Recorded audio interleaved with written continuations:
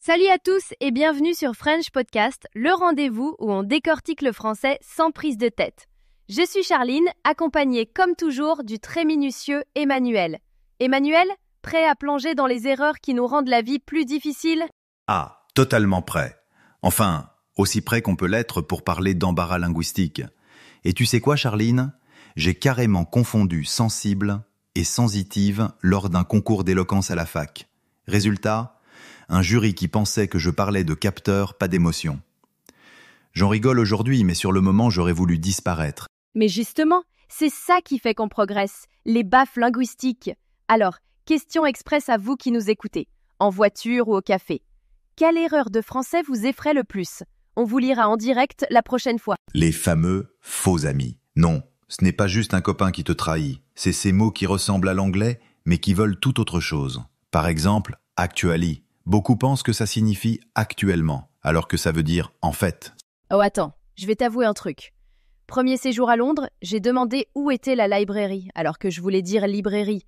On m'a envoyé à la bibliothèque, du coup j'ai loupé la vente de bouquins. Ah ah, mais c'est hyper classique. Et le problème, c'est que parfois ça change totalement le sens de ta phrase. À l'oral, ça peut provoquer quiproquo. À l'écrit aussi. Et l'air de rien, se tromper de mots, ça te fait perdre confiance. Alors, méfiance. Bon, si on devait caricaturer, il y a deux écoles, je sais pas et je ne sais pas. Beaucoup oublient le ne, c'est presque devenu réflexe à l'oral. Tu sais, c'est comme les gens qui disent je vais au lieu de je vais. Ouais, sauf que, en examen, on te pardonne pas. Le ne compte double. J'ai eu des élèves qui perdaient des points pour ce petit mot, tout bête, mais essentiel. À la limite, à l'oral, on comprend. Mais à l'écrit, ça fait tout de suite moins sérieux. Et ça peut changer le style, tu trouves pas ? Alors, l'accord du participe passé, c'est le cauchemar absolu. Mais j'ai une astuce. Ma grand-mère disait « Avec être, t'accordes toujours. Avec avoir, t'accordes si le COD est avant. » Exemple par excellence, les pommes que j'ai mangées. Ah non, attends, c'est les pommes que j'ai mangées. Parce que pomme est avant manger. On se fait un mini-quiz ? Allez, question pour toi Emmanuel. Et les auditeurs aussi. Les lettres que j'ai reçues ou... Reçu. Facile. Mais je parie qu'il y en a qui écrivent sans ES à la fin. Petit clin d'œil à mon moi du collège. Un problème ? Ou une problème ? On se trompe souvent, hein ? Toujours un problème. Ma mamie disait « La solution est féminine, le problème est masculin ». Oui, c'est simpliste, mais ça m'a sauvé plus d'une fois. Et puis les articles définis et indéfinis, c'est la jungle. Savoir quand dire le, un, de là, des. Même à Paris, parfois j'hésite encore. Ah, alors là, j'espère que tout le monde est prêt. Ok, démonstration totale de clown, pain, teint, peine. Bon, on entend la différence ou pas ? Je me souviens avoir corrigé un pan prononcé pin devant une classe américaine. Ils avaient tous le fou rire, mais ils ont retenu l'astuce. La correction phonétique, franchement, vaut mieux s'y atteler tout de suite. Sinon, c'est comme désherber un bonsaï avec des gants de boxe. C'est pas optimal. Pastis. Passé composé, imparfait, tout le monde se mélange. Mais il y a un truc. Passé composé, c'est pour l'action ponctuelle.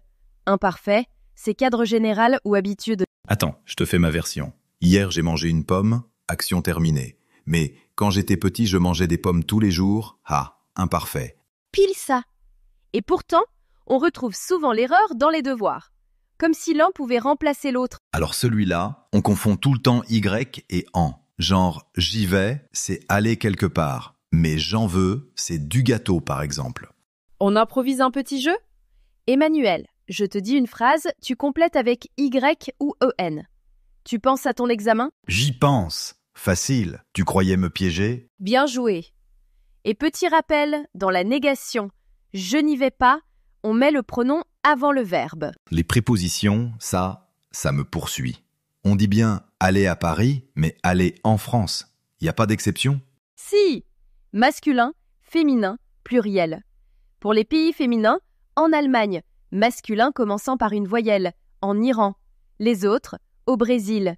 C'est un vrai casse-tête. Et mes élèves, ils me demandent toujours pourquoi on dit aux États-Unis ? Ben, parce que c'est pluriel. Le français, logique étrange. Ouh là là, accent, c'est ma bête noire. Je m'en mêle entre et est. Regarde, j'écris préféré. Oups, je voulais dire préféré. Tu vois, même les pros tombent dans le piège. Et parfois, une faute d'accent, ça change tout. Cote et cote, ce n'est pas le même sens. Heureusement, il y a des applis qui corrigent les textes. Ou sinon, une bonne vieille relecture à voix haute. Traduire littéralement, c'est genre « je suis chaud » pour « I'm hot ». En français, ça fait bizarre. Ouais, il faut penser en français. Parfois, ça veut dire apprendre des expressions idiomatiques, comme avoir le cafard. C'est pas to have a cockroach, hein. Note pour tout le monde. Sortez du piège du mot à mot. Captez l'esprit, pas la lettre. Alors pour progresser, il n'y a pas de miracle. Il faut parler avec des natifs, enregistrer sa voix. Même si ça fait bizarre au début, c'est super utile. Je conseille toujours d'écouter des podcasts. Ouais, et de refaire les phrases à voix haute. Les applis de phonétique, ça aide à réentendre ses fautes. Tu trouves pas? Et côté compréhension orale, rien ne vaut d'écouter des chansons, des dialogues, juste laisser le français t'imprégner. Moi, j'adore bosser avec les vidéos sous-titrées. Tu fais le lien entre son et écrit. C'est archi puissant pour le cerveau.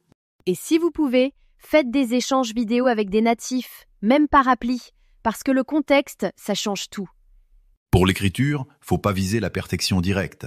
Commencez par écrire des mini-paragraphes. Relisez-vous et demandez à quelqu'un de corriger. Ou à une appli. Aujourd'hui, ça sauve des vies. Oui, surtout essayez d'utiliser des expressions typiques. Plus vous intégrez des tournures françaises, plus votre texte sonne vrai. D'ailleurs, pour le vocabulaire, notez des expressions, forcez-vous à les placer dans des phrases, genre chaque jour un idiome différent. Et reformulez, reformulez. Essayez de rendre français ce que vous dites dans votre langue. C'est super formateur. La fluidité, ça vient en parlant. Vraiment, faut pas avoir peur du ridicule. Et puis chanter des chansons françaises sous la douche, c'est mon astuce préférée. J'aime bien me comparer, tu sais, enregistrer et réécouter. C'est comme voir ses progrès à l'écrit, mes versions sonores. Pour écouter mieux, prenez l'habitude de varier les accents. Passez du québécois au belge, le cerveau s'adapte vite, c'est fou. Et il y a plein de vidéos sous-titrées. Là aussi, c'est génial pour faire le pont entre l'oral et l'écrit. Chaque jour, lancez-vous un challenge idiome, un nouveau, une phrase. Et amusez-vous à traduire des expressions locales dans l'autre sens. C'est souvent drôle. Et si vous pouvez aller dans un atelier, faites-le. On retient mieux avec les autres, en contexte.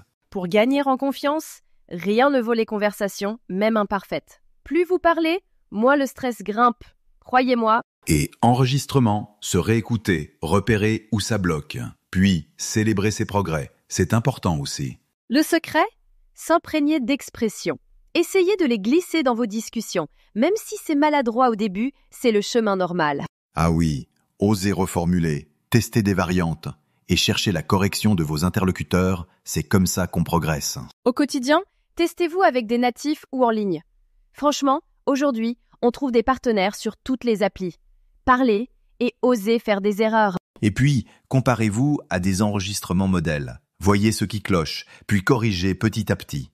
Gardez toujours une nouvelle expression dans la poche pour la journée. Plus vous l'utilisez, plus elle rentre. Et transformez les phrases de tous les jours, prenez des formulations françaises. C'est là qu'on sent la différence. Un dernier conseil? Pratiquez tous les jours, même 3 minutes. Fixez-vous des défis simples. Par exemple, racontez votre journée à voix haute. Et en groupe, c'est mieux. On échange, on rigole, on progresse. Et petit truc, testez les applis de conversation virtuelle. C'est bluffant. Dernier point avant la conclusion. Lisez à voix haute, prenez la parole en public, même dans des clubs de conversation. Oubliez la peur du regard des autres. Analysez ce que vous écrivez avec des outils, corrigez-vous, relisez. Et puis, amusez-vous à découvrir de nouveaux textes. Voilà, les clés pour progresser, c'est de ne jamais s'arrêter d'apprendre et de rester curieux du français, chaque jour. On espère que ces conseils vous aideront à éviter les 10 pièges classiques et à vous sentir de plus en plus à l'aise. Merci Charline pour tous tes partages motivants. Merci à toi Emmanuel et merci à vous tous pour votre écoute. On se retrouve très vite pour d'autres astuces et anecdotes sur French Podcast. À la prochaine. Allez, prenez soin de votre français. Salut tout le monde. Écoute la deuxième partie de Podcast Le français, c'est une belle aventure, on va se le dire. Plein de découvertes. Absolument. Mais, faut être honnête, là, c'est aussi un chemin qui est pas toujours facile. On frappe des murs, tu sais. On a l'impression de stagner, puis des fois, le doute s'installe. Est-ce que je progresse vraiment? Est-ce que je fais ça comme il faut? C'est un sentiment tellement commun, je pense que presque tout le monde qui apprend une langue passe par là. Ouais. Et c'est justement ça qu'on va explorer aujourd'hui.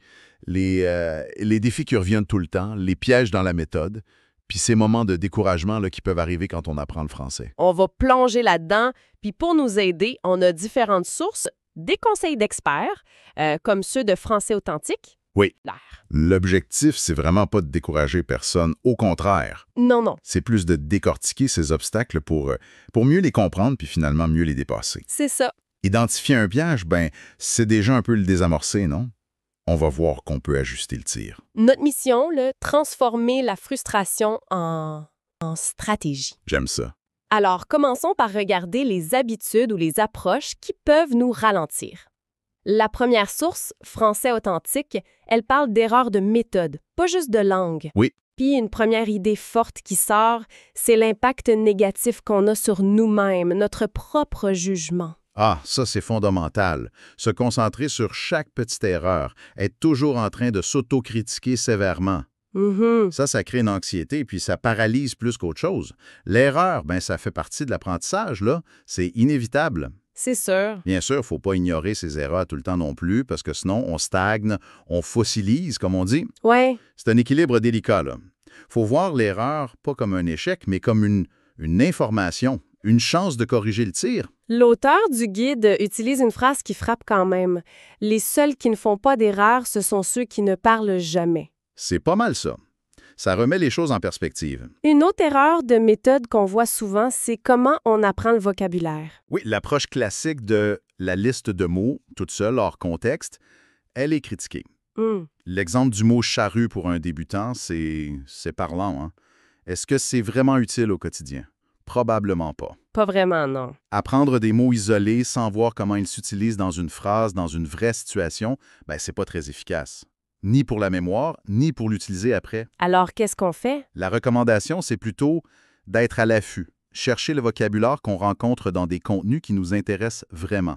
Des articles, des vidéos, des balados, des conversations. Ah, OK. Donc, si, mettons, j'aime la cuisine, je vais apprendre naturellement émincer, mijoter, une pincée. Exactement. Des mots utiles pour moi, puis je vais les voir en action. Ça a plus de sens. Beaucoup plus. Puis la grammaire dans tout ça, c'est souvent la bête noire, hein? Ah, la grammaire.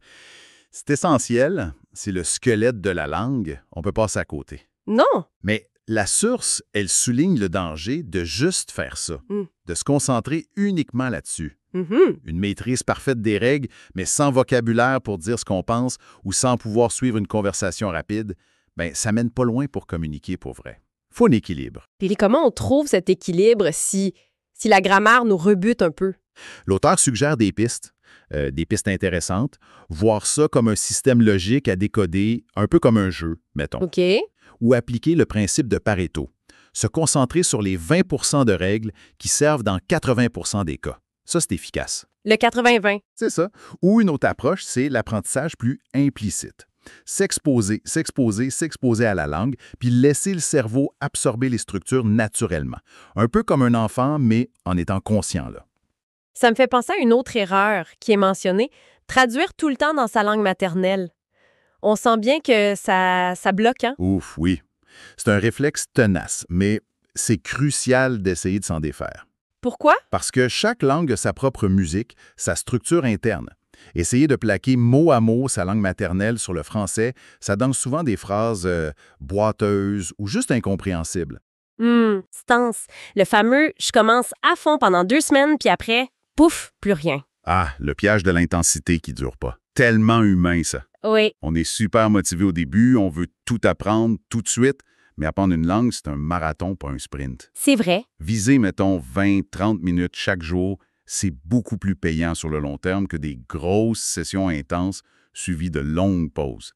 C'est l'idée du Kaizen, l'amélioration continue, petit pas par petit pas. La régularité. La régularité et le plaisir. C'est ça, les moteurs. Trouver des activités différentes puis du contenu qu'on aime vraiment, c'est ça qui aide à tenir la distance. Puis on n'a pas parlé de la prononciation, souvent un peu oubliée au début. C'est vrai. L'objectif réaliste, c'est pas nécessairement d'avoir un accent natif parfait, là. Ça, c'est très difficile. Non. Mais c'est essentiel de travailler sa prononciation pour être compris. Il n'y a rien de plus décourageant que de savoir quoi dire, mais que personne ne te comprenne. Tellement frustrant. Ça demande un travail conscient. Écouter attentivement, répéter, des fois même exagérer un peu certains sons au début pour bien les sentir. OK. Donc, si on résume ces erreurs de méthode, ça tourne beaucoup autour d'une approche plus stratégique, moins basée sur la force brute ou l'autocritique constante. C'est ça. Accepter l'imperfection, choisir ses outils, son contenu intelligemment, viser la régularité, le plaisir. Oser se lancer dans la langue sans toujours avoir le filet de sécurité de la traduction. Et surtout, ne pas faire l'erreur finale. Qui est? D'abandonner. C'est la seule vraie façon d'échouer, finalement. Ouais. L'apprentissage, c'est long. Il va y avoir des plateaux, des moments où on a l'impression de stagner, même de régresser des fois. Mais comme le disait Clémenceau, qui est cité dans la source camp.com, le seul moyen d'échouer, c'est d'abandonner avant d'avoir réussi. C'est une bonne citation. Les bénéfices personnels, culturels, sociaux, ça vaut la peine de persévérer. Cette idée de doute, de découragement, ça nous amène direct à notre deuxième source. Une discussion assez poignante sur Reddit. Ah oui. Une personne de 21 ans qui partage sa frustration énorme après 3 ans d'efforts presque tous les jours avec des tonnes de matériel accumulé, 6 gigas, imagine, Wow. mais qui a encore de la misère dans des conversations simples. Son cri du cœur, c'est « Est-ce que je suis juste incapable d'apprendre? » Ouf. C'est un sentiment qui doit résonner chez beaucoup de monde, j'imagine. J'en suis sûre. Ce qui est riche dans cette discussion-là, c'est les réactions, les partages d'expériences des autres. Une première idée qui sort, c'est le paradoxe de l'abondance. Avoir trop de livres, trop d'applis, trop de cours, 6 gigas de matériel, c'est immense, ça peut en fait créer une sorte de paralysie. Trop de choix, tu veux dire? Oui, puis ça disperse l'attention.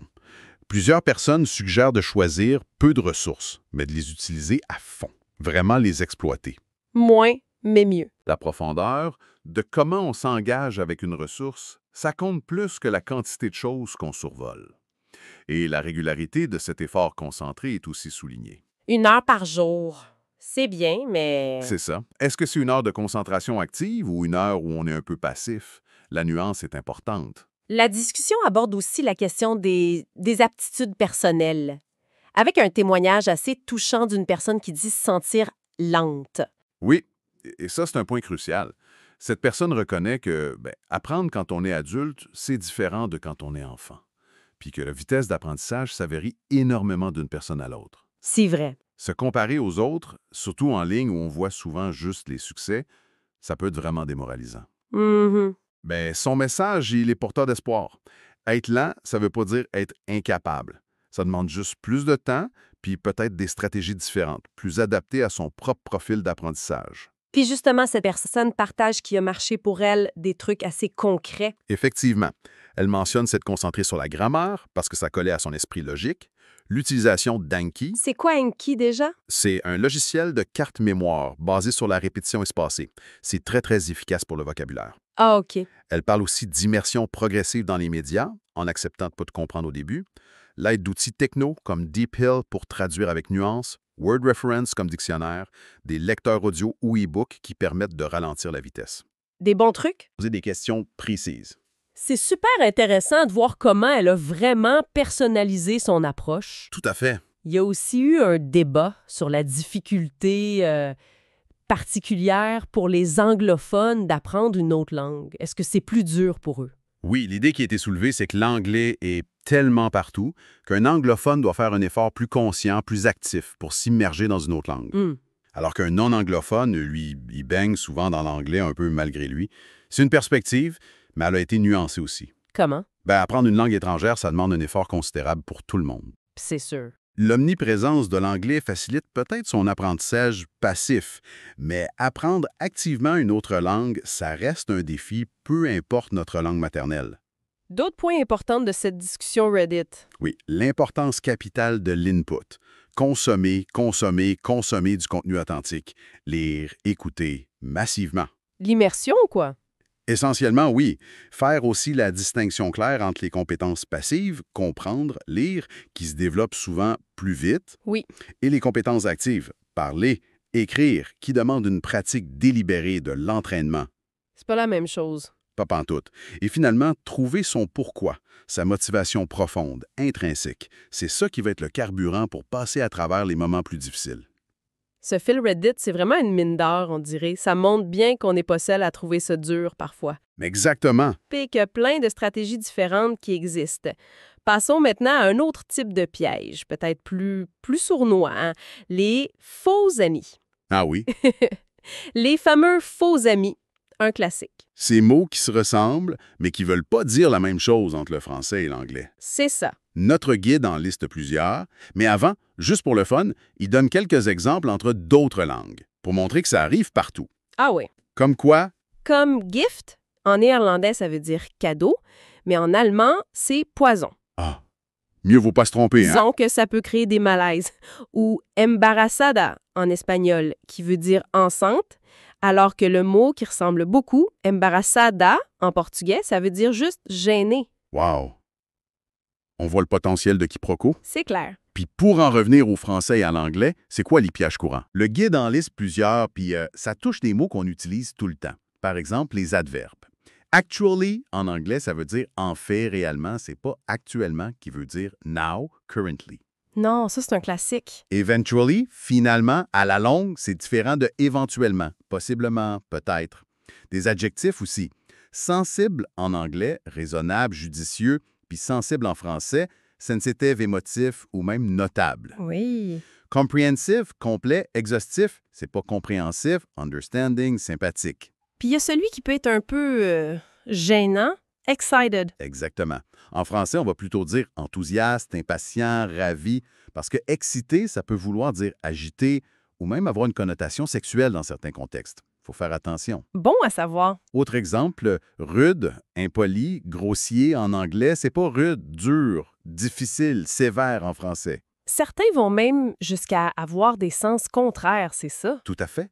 L'anglais inhabited veut dire habité, puis le mot français qui lui ressemble, inhabité, ça veut dire le contraire, uninhabited. Ah là là. Et le fameux formidable, en français, c'est super positif, génial, super. Oui. En anglais, ça peut vouloir dire redoutable, impressionnant, mais potentiellement effrayant. C'est pas pareil. Ça touche aussi des mots de tous les jours, des noms, des verbes. Oui, pain, le pain qu'on mange, puis pain, la douleur. Librairie, où on achète des livres, bookstore, puis library, la bibliothèque, où on emprunte. Store, un store de fenêtre, puis store, un magasin, surtout en anglais américain, ou des verbes comme blesser, to hurt, injure, ça n'a rien à voir avec to bless, bénir. Rien à voir. Embrasser, c'est différent de to embrace, étreindre ou adopter une idée. Ignorer, ne pas savoir, to be unaware of, c'est pas comme l'anglais to ignore, ne pas prêter attention volontairement. C'est tellement facile de tomber dans le panneau. Puis c'est là que notre source académique, elle apporte un éclairage intéressant, non? Elle va plus loin que juste faire une liste. Précisément. Cette analyse sur la typologie d'erreurs lexicales, elle nous rappelle que ces erreurs de mots, c'est rarement juste des accidents isolés. Ah! C'est souvent révélateur d'une compréhension plus profonde ou d'une incompréhension du contexte, de la structure de la phrase ou même de l'intention derrière ce qu'on veut dire. C'est pas juste un mot qui manque des fois, c'est toute la façon de construire l'idée qui est calquée sur la langue maternelle. L'exemple des étudiants chinois qui organisent une fête est assez parlant. Oui, le fait qu'ils n'utilisent pas spontanément un mot comme préparatif, ce n'est pas juste un trou de vocabulaire. Ça peut montrer une difficulté à manier ce niveau de langage, peut-être plus abstrait ou spécifique en français. Je vois. Analyser ces erreurs, même l'absence de certains mots qu'on attendrait, ça donne des indices précieux sur comment la personne apprend la langue, bien au-delà du simple dictionnaire. Ça montre comment le vocabulaire puis la grammaire, c'est lié, c'est tissé ensemble. Donc, même les erreurs puis les faux amis, on peut les voir comme des données utiles finalement, pour comprendre où on en est puis ce qu'il faut travailler. C'est fascinant. Exactement. Si on essaie de rassembler un peu tout ça, tout ce qu'on a exploré... On va ressortir quelques idées fortes, je pense. D'abord, l'importance énorme de l'état d'esprit, accepter l'erreur, viser la communication plus que la perfection, puis cultiver la persévérance. Oui. Ensuite, le besoin d'une approche plus stratégique. Choisir ses méthodes, ses ressources consciemment. Privilégier la régularité, puis le contenu authentique qui nous parle, qui nous intéresse. Finalement, comprendre que les difficultés comme celles qu'on voit sur Reddit ou celles illustrées par les faux amis, c'est normal, puis c'est partagé par beaucoup de monde. Mais on peut les analyser puis les surmonter avec les bonnes stratégies, puis une bonne dose de patience. Ça démystifie un peu le processus, puis ça le rend peut-être moins intimidant. On n'est pas tout seul face à la montagne. C'est ça l'idée. Pour conclure, puis laisser une petite graine de réflexion pour la suite, en repensant ces discussions sur les défis culturels puis l'importance du contexte que l'étude académique a soulevé, Oui. on pourrait se poser cette question-là. Au-delà de la maîtrise technique là, des mots puis des règles, quelle est la part, peut-être qu'on sous-estime, de l'immersion culturelle? Bonne question. Que ce soit direct ou vécu à travers les médias, la littérature, l'humour, est-ce que c'est pas ça qui débloque vraiment l'aisance puis la compréhension profonde du français? Bonne question. Puis comment on pourrait intégrer consciemment cette dimension-là culturelle dans notre apprentissage au quotidien pour aller au-delà de la langue comme juste un code, puis l'embrasser comme une façon de voir le monde?